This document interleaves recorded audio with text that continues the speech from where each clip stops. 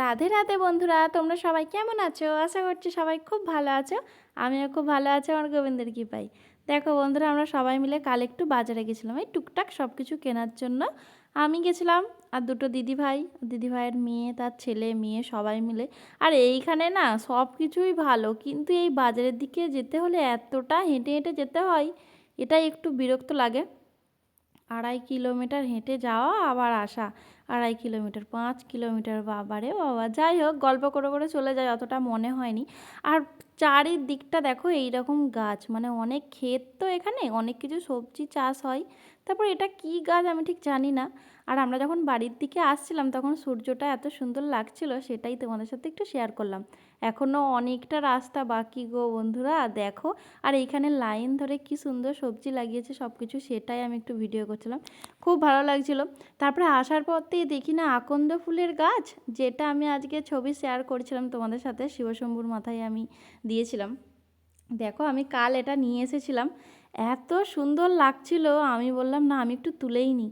আর সেই দিদিগুলো এগিয়ে গেছে, আমি আর রোশনি চুপ করে দাঁড়িয়ে দাঁড়িয়ে এই করছি। আমরা একটু তাড়াতাড়ির মধ্যেই ছিলাম, তার জন্য আর একটা একটা করে তুলিনি। আর প্রচুর আঠা তো ওই গাছটা, যেন সেই গায়ে পড়ছিল, তাই আমি ঝেড়ে ঝেড়ে নিচ্ছিলাম।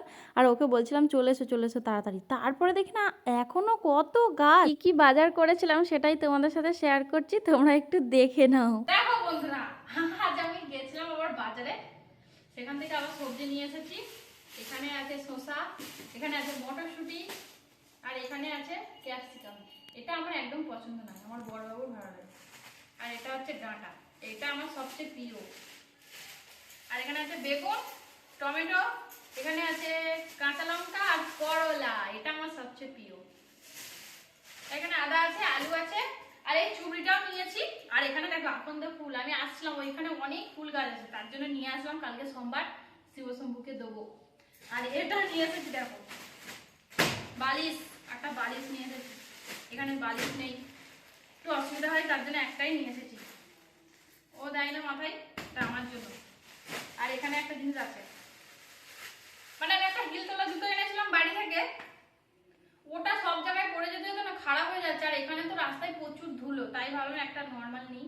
তা বেশি টাকা না, 100 টাকা নিয়েছি, 100 টাকা, ভালো জুতোটা। আর একটা ঘরে পরার নিয়েছে, ওটা এমনি টুকটাক করি।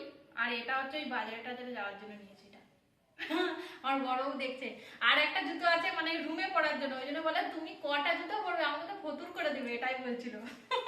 আর এখানে দেখো একটা জিনিস, দেখাও, জুম করো। আমি সত্যি কথা এটার জন্য আজ বাজারে গেছিলাম, এই মঙ্গলসূত্রের জন্য। মানে বাড়িতে তো সব সোনার আছে, আর এখানে তো নিয়ে আসিনি ওই সব। প্রচুর অসুবিধা হয় বিয়ে বাড়িতে, আরে পড়লে অনুষ্ঠান বাড়িতে পড়তে পারি না, এই একটা পরে থাকি, কেনা একদম বেকার। আমি ভাবলাম এটা নিই, কিন্তু এটা একটু ছোট হয়ে গেছে, একটু বড় হলে খুব ভালো লাগতো, তাই না বলো বন্ধুরা? কিন্তু দেখো পুরো একদম আসল সোনা।